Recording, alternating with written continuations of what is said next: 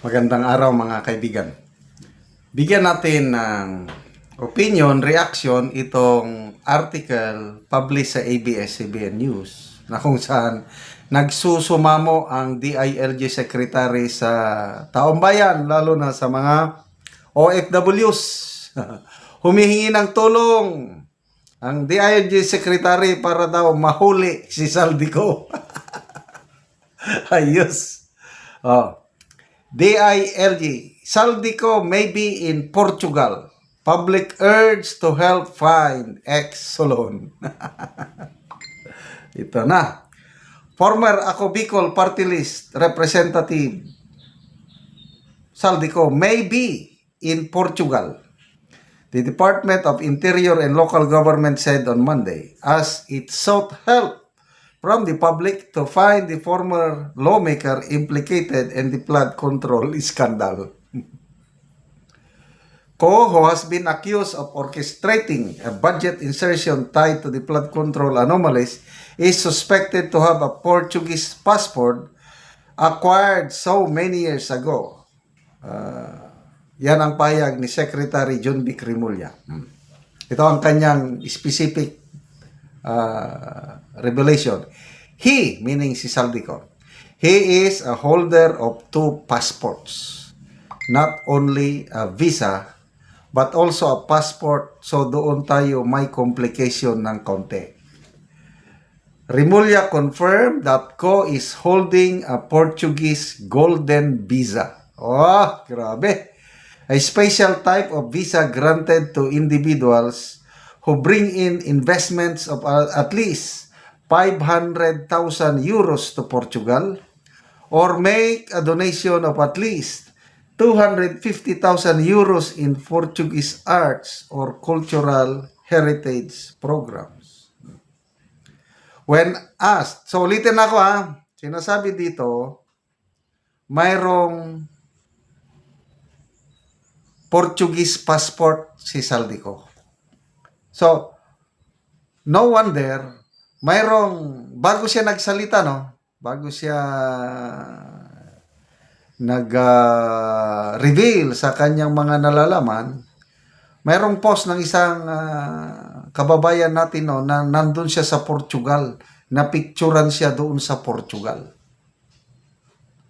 So, connecting the dots, most likely, totoo itong sinasabi ni Secretary John B. Cremulya na baka nasa Portugal siya.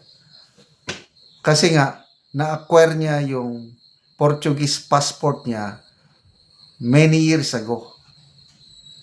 Siguro pinaghandaan niya na na kung sakaling magkaipit-ipit, di may pupuntahan ako.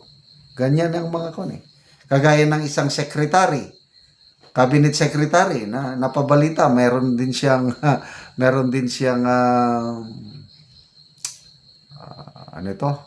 passport, citizenship sa isang European country na sinasabi na na-surrender na daw. I don't know.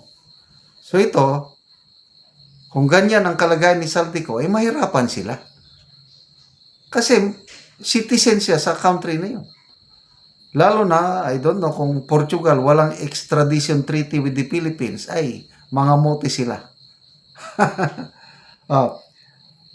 When asked how the government could extract Ko from the European country without an extradition treaty with the Philippines, Remulla said that is something the DFA will have to answer. Wala na. Several government agencies are working together to get a satisfying outcome for the repatriation of Saldico back in the Philippines. Sabi niya, sige, pagtulong-tulungan nyo. Remulla urged Filipinos abroad. Mga kababayan natin sa Europe, pakiusap, pag sumamo, Secretary Remulla, pakinggan nyo naman, Remulla urged Filipinos abroad to help the Philippine government in tracking Ko's whereabouts. Nakikiusap kami sa lahat ng Pilipino sa buong mundo na kung makita nila si Saldico, kung pwede nilang picturean, padala ka agad post nila sa internet para may idea tayo kung nasaan siya. Oh, yan ang panawagan. Tignan natin kung maraming mag-respond. Sa ngayon, sabi niya, ang hinala namin ay nasa Portugal siya at doon siya naninirahan. Ano pa? Ang number one na nagmo-monitor, tracking agent noon, si Dean Chase, yung naka-base sa US. Galit na galit siya kay Saldico. Kaya lang nung nagsalita na si Saldico, sinabi niya na yung nalalaman niya tungkol sa kapalpakan o yung sindikato sa budget insertion. Nako, sabi ni Dean Chase, kung nung una ay minomonitor kita kung saan ka magpunta, ngayon, sabi ni Dean Chase, pro-protectionan kita. Salamat itong Dean Chase na ito na napaka-aktibo sa social media. Pro-protectionan kita, sabi niya kay Saldico. Marami akong nabasang mga comments nung nagsalita na si Saldico. Hindi na ako galit sa iyo, Saldico. So, talaga, nung hindi pa siya nagsalita, ang mga Pilipino, may post sila, nandito ako sa Madrid, Spain. Yan yung building na yan. Nandyan si Saldico, abangan natin paglabas niya. So, talagang ganyan ang ginagawa ng mga kababayan natin nung hindi pa nagsalita. Ang hindi ko lang alam ngayon, after na nagsalita siya, kung maraming naniwala, mga kababayan natin sa abroad, yung mga aligasyon niya, pipicturan mo pa? Ipopost mo pa? Or o tumahimik ka na lang? I don't know. So, paki-comment naman dyan, mga kababayan nating OFWs. Tutugon ba kayo ng positibo sa panawagan pagsusumamo ni Secretary Remulla? Picturean nyo daw. I-post kagad para malaman ng gobyerno. Sige, tingnan natin ang mangyayari kay Ginoong Saldico. Kanina narinig ko, may napanood akong video, si Senator Marcoleta.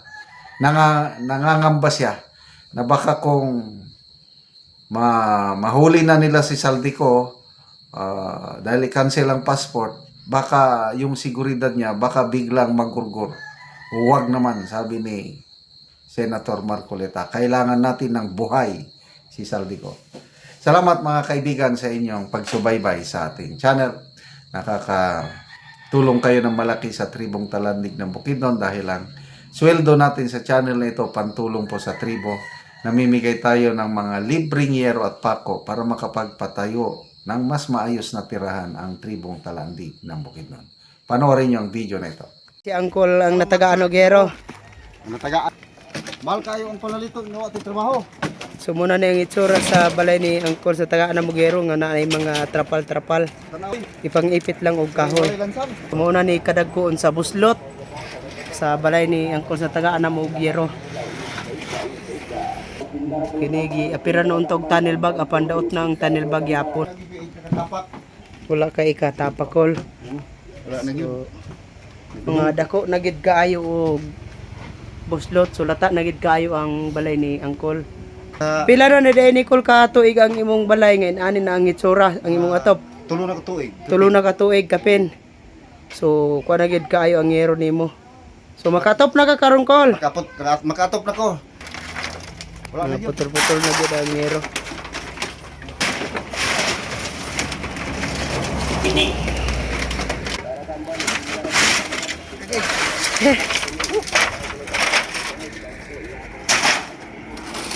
Mga bato Kol. Ibang butangan lang og bato.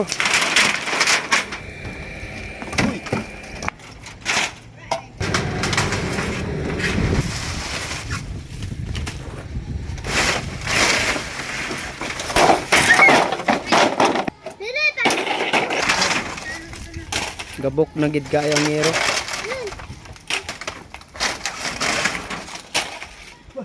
Nag-atop na gid si Uncle.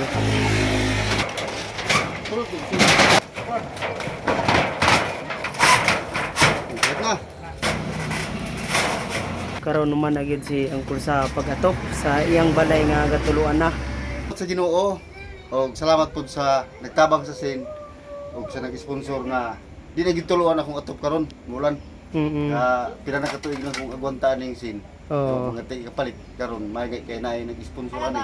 Oo. So salamat pud sa Ginoo. Salamat ka.